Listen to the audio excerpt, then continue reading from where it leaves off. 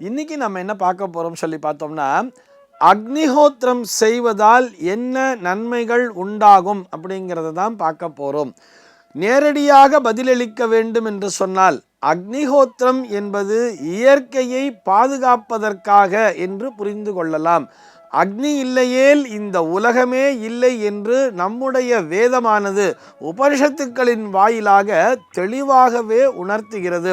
இந்த உலகம் இயங்குவதற்கு அடிப்படை ஆதார சக்தியே இந்த அக்னிதான் அப்படிங்கிற மாதிரியே சொல்றார். அதாவது எப்படி தெரியுமா உபனிஷத் சொல்லும், அக்னி பூர்வ ரூபம் ஆதித்ய உத்தர ரூபம் ஆபசந்திஹிம் வைத்யுத சந்தானம் இத்யதி ஜௌதிஷம் அப்படின்னு விளக்கமா சொல்றா.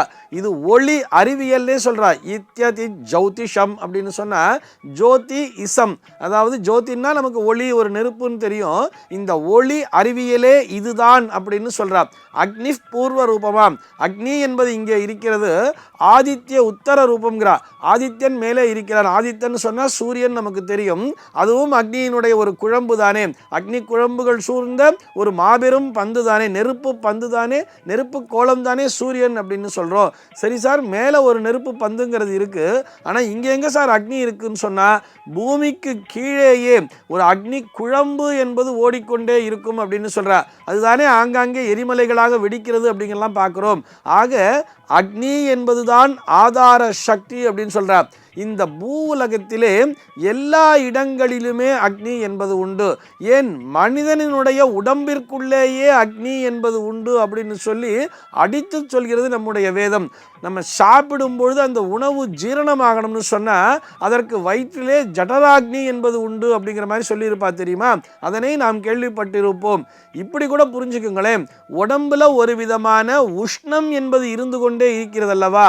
அந்த சூடு இல்லாமல் உடம்பு வெறும் குளிர்ச்சியாக இருந்தால் அதற்கு என்ன பெயர்? பிணம் என்று தானே சொல்வார்கள்.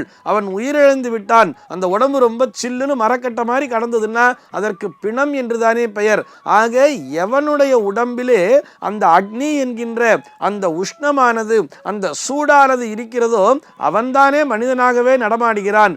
ஆக இந்த அக்னி இல்லாமல் இந்த உலகமே இல்லை அப்படின்னு சொல்றார். இந்த அக்னிஹோத்திரம்னா என்ன தெரியுமா அர்த்தம்? இயற்கையாகவே தானாகவே உருவான அக்னிக்கு நாம உருவாக்கிய அக்னியின் மூலம் நன்றி கடன் செலுத்துவது அப்படின்னு சொல்றார். காலை மாலை இருவேளையுமே செய்ய வேண்டும் அப்படிங்கிற மாதிரியான விதிமுறைகள்லாம் வச்சிருக்கா. இதில் ஔபாசனாக்னி என்பது வேறு, அக்னிஹோத்திரம் என்பது வேறு. அது ஒரு தனி சப்ஜெக்ட், அது அப்புறமா பார்க்கலாம். இந்த அக்னிஹோத்திரத்திலே இவர்கள் கொடுக்கக்கூடிய இந்த தானிய ஆகுதிகளின் மூலமாக என்ன நடக்கிறதுன்னு சொன்னா அயனி ஆக்கம் என்பது நடைபெறுகிறதுன்னு சொல்றார். அயனைசேஷன் அப்படின்னு சொல்றார்.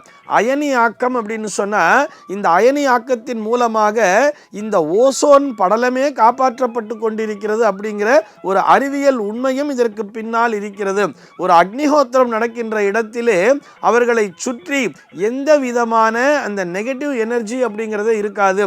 ஒரு கிருமிகள் அப்படிங்கிறதே வராது. பாக்டீரியா கிருமியிலேருந்து வைரஸ் கிருமியிலேருந்து எதுவுமே கிட்டையே வராதாம். அந்த அளவிற்கு அந்த இடமானது சுத்தப்படுகிறது. அந்த இடம் மட்டுமல்ல, இந்த அக்னிஹோத்திரம் செய்வதன் மூலமாக அந்த புகைகள் இந்த வான்வெளியிலே கலந்து இந்த மண்டலத்தையே, இந்த பூமண்டலத்தையே காப்பாற்றுகிறதுன்னு சொல்றார். ஓசோன் படலத்தையே காப்பாற்றக்கூடிய அந்த சக்தியானது இந்த அக்னிஹோத்திரத்திற்கு உண்டு. ஆக இந்த அக்னி என்பது உலகத்திலே மிகவும் முக்கியம். இத்யதி ஜௌதிஷம்னே சொல்றா இல்லையா. ஒளி இல்லாமல் இந்த உலகமே இயங்காதுங்கிறது நமக்கு தெரியும். அந்த ஒளியினை தரக்கூடியது இந்த அக்னி. அந்த அக்னியை காப்பாற்றும் பொருட்டு, அந்த அக்னிக்கு நாம் நன்றி செலுத்தும் பொருட்டு தான் இந்த அக்னிஹோத்திரம் என்பதே நடந்து கொண்டிருக்கிறது. எப்படி ஒரு சந்தியாவந்தனத்தின் மூலமாக அந்த சந்தியாவந்தனம் பண்ணும் பொழுது அந்த சூரியனுக்குரிய அர்க்கியத்தினை விடுகிறார்கள் அல்லவா, ஜலத்தினை எடுத்து அர்க்கியம் விடுகிறார்களோ, அதே போல இந்த அக்னியையும் வளர்த்து கொண்டிருக்க வேண்டும். இந்த அக்னியானது என்றுமே அணையாமல் எரிந்து கொண்டே இருக்க வேண்டும். அதற்கு என்னால் என்ற நன்றி கடனை இதன் மூலமாக செலுத்துகிறேன் என்பதுதான் அந்த அக்னிஹோத்திரத்திற்கான பொருள். அந்த அக்னி இந்த உலகிலே சரியான அளவிலே செயல்பட்டு கொண்டிருந்தால்தான் இந்த உலகத்திலே மழை முதற்கொண்டு எல்லாமே கரெக்டான அளவில் நடந்துட்டு இருக்கும் அப்படின்னு சொல்றார். அதைத்தான் ஆபசந்திகி அப்படின்னு வேதம் சொல்றது. ஆபகான்னு சொன்னா ஜலம். இந்த ஜலமானது இந்த நீர்நிலைகள் நிரம்பி இருக்க வேண்டும் என்று சொன்னால் சொன்னால் இந்த அக்னியானது சரியான அளவிலே செயல்பட்டு கொண்டிருக்க வேண்டும்ங்கிறார். இந்த ஒளியானது இந்த உலகிலே பரவி இருக்க வேண்டும்ங்கிறார். சார் ஒளின்னா நான் எலக்ட்ரிக் லைட்டை கூட வச்சுக்கலாமே, கரண்ட்டை கூட ப்ரொடியூஸ் பண்ணி வச்சுக்கலாமேன்னு சொன்னால் அந்த கரண்ட்டை ப்ரொடியூஸ் பண்ணுறதுக்கு கூட சூடுங்கிறது தேவைப்படுறது இல்லையா? ஒரு அணுவினை பிளர்ந்து அந்த அணுவிலே வரக்கூடிய அந்த உஷ்ணத்தின் மூலமாகத்தான் கரண்ட்டையே ரெடி பண்ணுறா இல்லையா? அதுதானே அணுமின் நிலையம் அப்படின்னு சொல்கிறோம், அட்டாமிக் பவர் ஸ்டேஷன் சொல்கிறோம்.